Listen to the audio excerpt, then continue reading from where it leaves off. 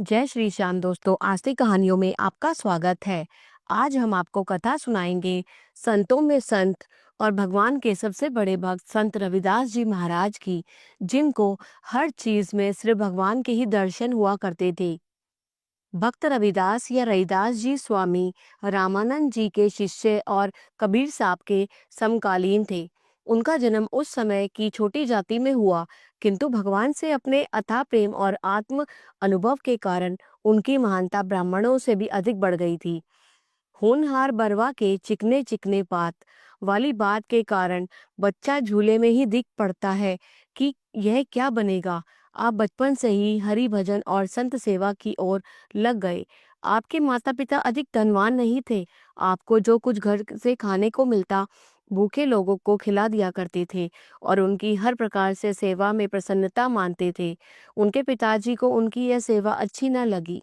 दो चार बार समझाया और जब वह नहीं माने तो रोष में आकर उन्हें घर से अलग कर दिया। उन्हें होश संभालते ही अपने लिए रोटी कमाने का साधन करना पड़ा। शादी छोटी अवस्था में ही हो गई थी, इसलिए एक झोपड़ी में डेरा डाल दिया और जूतियां बनाने अथवा गांठने से अपना निर्वाह करने लगे। रविदास जी हर समय ईश्वर के ध्यान में मस्त रहते थे। हाथों से काम करते करते और मन को ईश्वर के प्रति लगाए रखते थे। उनके विचार में जो जागृत अवस्था में दिखता या स्वप्न में कुछ बातें दिखाई देती, वे सब ही भागवत रूप थी। उन्हें जीवन में सत्य की प्राप्ति हो चुकी थी। वे परमात्मा के साथ प्रेम करने को इस प्रकार समझते थे कि उनकी इच्छा के साथ हमारी इच्छा का योग हो जाए और परमात्मा की इच्छा में ही सबकी भलाई है। वह कहा करते थे कि भाइयों, आओ हम सब एक दूसरे से प्रेम करें। जो प्रेम करता है वह परमात्मा का प्यारा होता है। परमात्मा ही प्रेम है और जब हम एक दूसरे से प्रेम करते हैं तो हम न केवल परमात्मा के होते हैं किंतु वही परमात्मा हो जाते हैं। इसलिए कह सकते हैं कि प्रेम के परमात्मा है। जो मनुष्य पहले आप परमात्मा तक पहुंचता है वह तब ही ईश्वर की बात कर सकता है। अपने अंदर प्रेम जगाकर दूसरों के अंदर प्रेम जगाता है। उसके अंदर का प्रेम सारे जगत को जागृत कर देता है। संसार के सारे धर्म एक से हैं।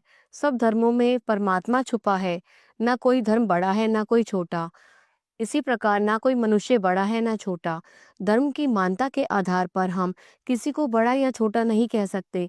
लोग उन्हें उनके विचार सुनकर प्रसन्न होते और धर्म की शिक्षा मानकर रविदास जी से प्रेम करते थे। वह शिवम की उपासना करते हुए हर एक घटना में भलाई ही मानते थे। उनके विचार में इस जगत में उस लीलामय भगवान की सुंदरता की नदी बह रही थी। उनकी आत्मस्थिति बहुत ऊंची थी। शांति और धीरज की वह तस्वीर थे। पता यूं तो बताते हैं वह सबको लाम कान अपना, मगर मालूम है रहते हैं वह टूटे हुए दिल में। दिल में ही नहीं रहते, आंखों में भी रहते हैं। तुम दूर भी रहते हो तो दूर भी नहीं रहते। ऐसे ऊंचे ऊंचे विचारों को सुनकर उनकी भारत में धूम मच गई। लोग उनके दर्शन करने आते। एक दिन एक ग्राहक उनके पास आया, बहुत ऊंची आवाज में कहने लगा, ओ बाबा, यह लो पैसा और मेरी जूती गांठ दो। उसने उनके स्थान पर एक पैसा भी फेंक दिया और जूती भी उतार कर उनके आगे रख दी। वह स्वयं यह कहकर कि उसे आवश्यक कार्य है, जा रहा हूँ, अभी वापस आऊंगा, मेरे आने तक जूती तैयार मिलनी चाहिए, और वह चला गया। रविदास जी ने जूती उठाकर आगे रख ली और हाथ का कार्य समाप्त करके जूती को गांठा।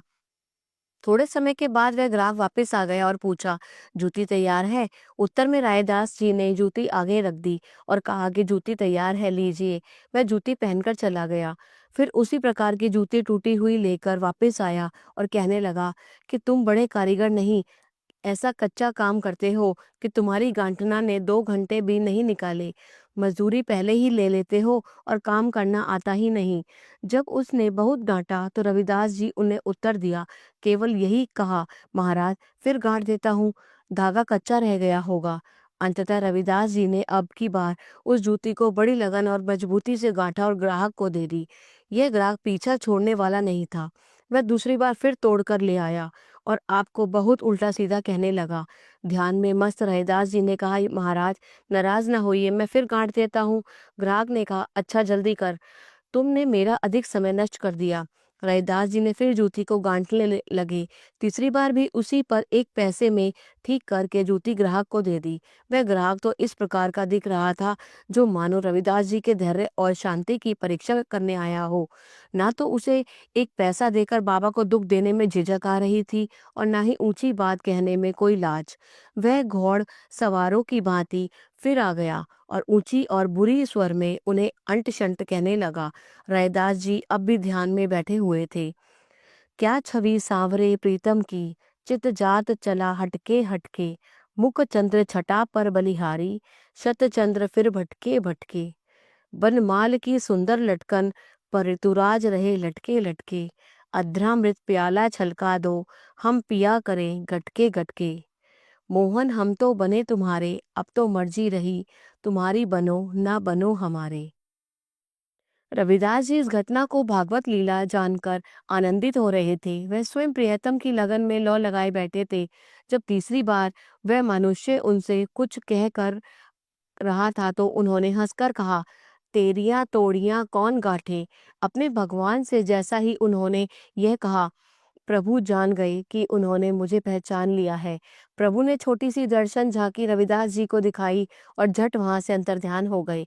इस घटना से रविदास जी को पहली बार साकार रूप में भगवान के दर्शन हुए और फिर उनका प्रेम सांवरे के प्रति हर घड़ी बढ़ने लगा। रात को नींद नहीं और दिन भर ध्यान में तलीनता। रविदास रात ना सोइए, दिन न करिए स्वाद, राम राम को सुमरिए, छोड़ सकल बकवाद। रविदास जी एक बहुत ऊंचे दर्जे के भक्त थे। वे अपने अंदर और बाहर हर स्थान पर परमात्मा को देखते थे, हर रूप में उसी का दर्शन करते थे, हर आवाज में उसी की वाणी सुनते थे और उनका खाना पीना, लेटना, सोना और नमस्कार सब कुछ ही समाधि थी। किंतु अभिमानी लोग उनकी धार्मिक ऊंचाइयों को न समझकर उन्हें छोटी जाति वाला ही मानते थे। उन्हें मंदिर जाने की निषेध थी और ना ही मंदिर में जाकर भगवान के दर्शन कर सकते थे। इसीलिए उन्होंने अपने आश्रम में ही एक भगवान की मूर्ति चमड़े की तैयार करके रखी हुई थी। उसी को अपना प्रतिदिन का नियम किया करते थे। अपने को ऊंचा समझने वालों ने उसे चमड़े की मूर्ति के विरुद्ध भी बहुत कुछ किया और उसकी निंदा भी की। रविदास जी उन पुरुषों में से थे जो निर्भय और धैर्यवान होते हैं, जो किसी भी दुख, दर्द और बुरे समय से नहीं डरते और जिन्होंने अपनी निंदा और अभिमान की रत्ती भर भी चिंता न होती। शरारती लोगों ने स्वयं ही यह बीड़ा उठाया और जब किसी और के साथ ना दिया तो कुछ समय बाद झाग के समान चुप होकर बैठ गए। संत की निंदा करने वालों के लिए नरक के द्वार हर समय खुले रहते हैं। रविदास केवल नए जूते बनाते और पुराने ठीक ठाक कर खान पान का गुजारा चलाते थे और उसमें भी जब कोई साधु संत मिल जाता तो उस अपने के लिए उसे पहनने के लिए जूती का जोड़ा बना बिना मोल के दे देते थे। इस कारण उनको पैसे के हर समय कमी रहती थी, किंतु रविदास जी को इसकी परवाह नहीं थी। वह तो नाम धन से माला माल हो रहे थे। रुपए पैसे की कमी के बीच ही एक संत रविदास के पास आए। रविदास जी ने जी भर कर उनकी सेवा की। दिन रात भगवत चर्चा चलने लगी। संत न काहू की कहे, कहे न अपनी बात, नारायण व रूप में मगन रहे दिन रात। नारायण में सत कहूँ, भुज उठाए के आज, जो जिए बने गरीब, तो मिले गरीब नवाज। नारायण पर लोक में यह दो आवत काम, देना मुट्ठी अन्न का, लेना भगवत नाम। जब वह संत जाने लगे तो एक पारस मणि जो वे अपने साथ लाए हुए थे रैदास जी को देकर कहने लगे कि इस पत्थर के टुकड़े में बहुत गुण है। यदि इसे लोहे से लगाया जाए तो लोहा सोना बन जाता है। रविदास जी जान गए कि स्वयं भगवान ही साधु का रूप बनाकर उनकी परीक्षा लेने आए हैं। वह संत से बोले, भगवान, मुझे इसकी क्या आवश्यकता है? मुझे नहीं चाहिए। मेरा सब कुछ राम धन ही है।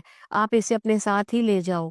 जब उन संत महाराज को पता लगा कि रविदास के पास लालच का नामो निशान नहीं, तो वह संतोष धन से भरा हुआ है।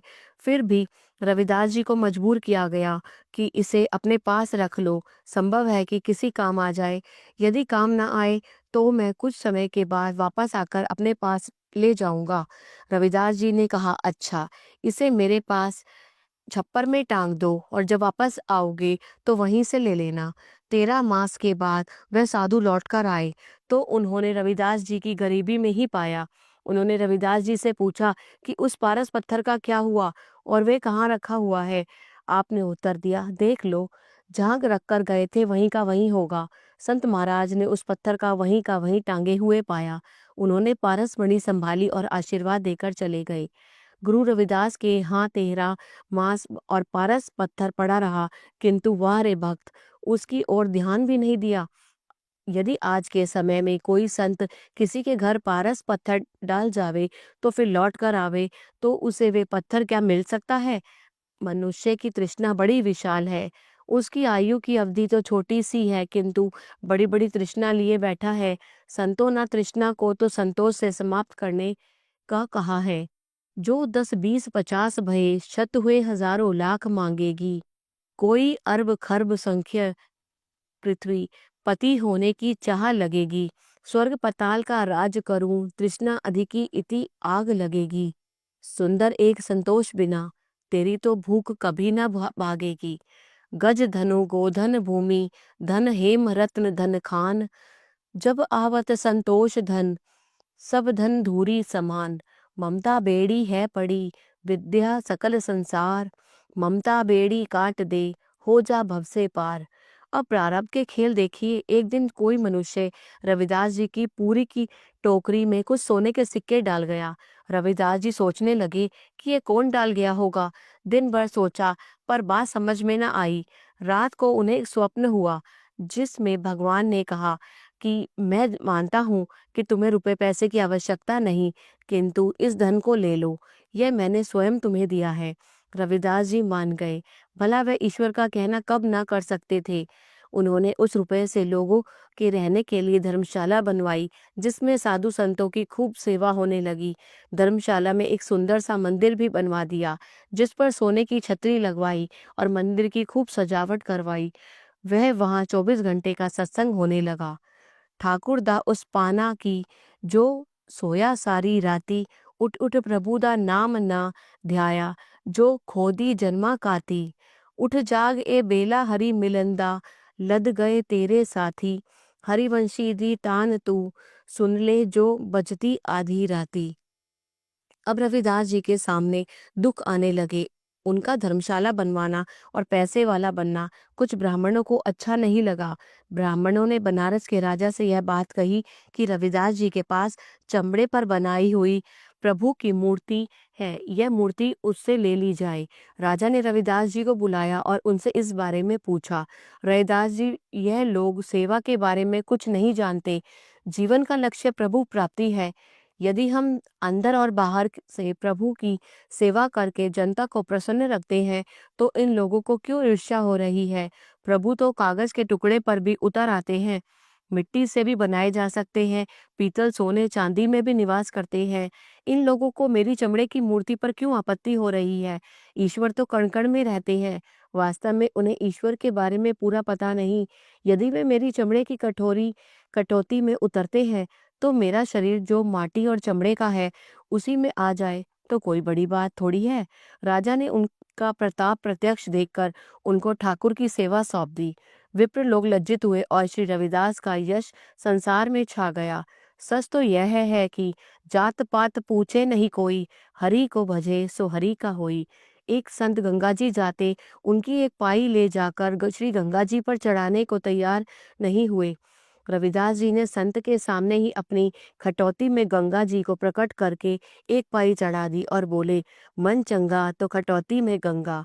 चित्तौड़गढ़ की रानी झाली ने जब उनके यश और कीर्ति की बात सुनी, तो वह श्री काशी जी आके रविदास जी के शिष्य बन गई। इस पर झाली रानी के साथ आए हुए ब्राह्मण बहुत रुष्ट हुए और कहने लगे कि रानी की बुद्धि खराब हो गई है, और वापस चले गए। वहां जाकर रानी के पति राणा से शिकायत की कि रानी एक नीच जाति वाले की शिष्य हो गई है। राणा ने रानी और रविदास दोनों को बुलवाया और ब्राह्मणों की बात उनके सामने रखी। रविदास जी ने उत्तर में कहा कि प्रभु को तो एक ही वस्तु प्रिय है और वह है भक्ति। प्रभु जात पात को नहीं देखते। जात पात तो लोगों ने बनाई हुई है। वे तो अपने भक्त का प्रेम देखते हैं और उसी के प्रेम को अपनी कसौटी पर कसते हैं। यदि वे खरे उतरे तो वह प्राणी प्रभु का प्यारा हो जाता है, अन्यथा प्रभु उस का त्याग कर देते हैं। ब्राह्मणों ने वेदों के प्रमाण निकाले।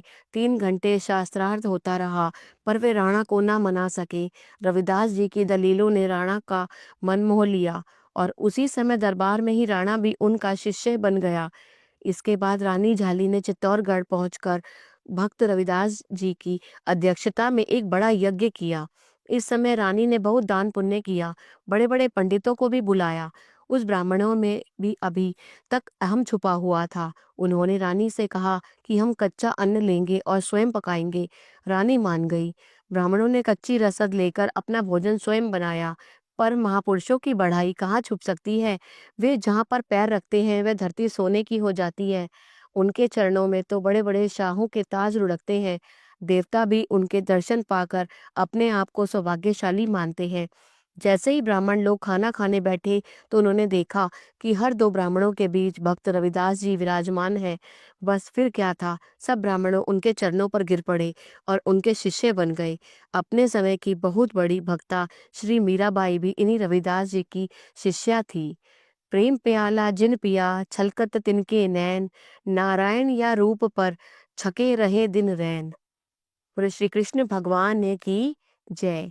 अगर आपको भक्त रविदास जी की कथा पसंद आई, कृपया करके इसे लाइक कीजिए, अधिक से अधिक शेयर कीजिए। बोलो जय श्री श्याम।